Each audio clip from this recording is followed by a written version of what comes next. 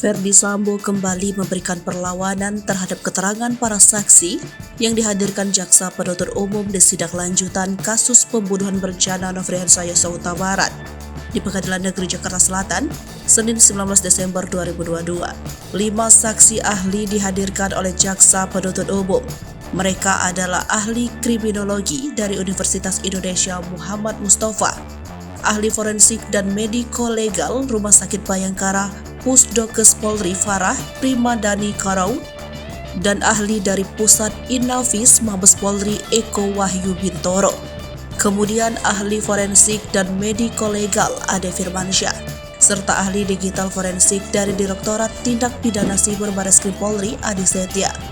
Kepada Mustafa misalnya, Sambo menilai bahwa keterangan yang disampaikan sangat subjektif.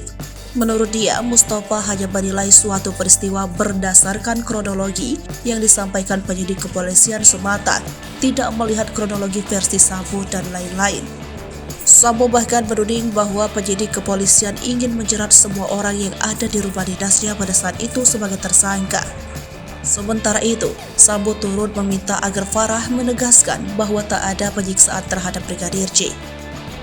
Permintaan itu disampaikan Sambo mengingat sebelumnya kuasa hukum keluarga Brigadir J, Kamarudin Simanjuntak, menuduh hal tersebut.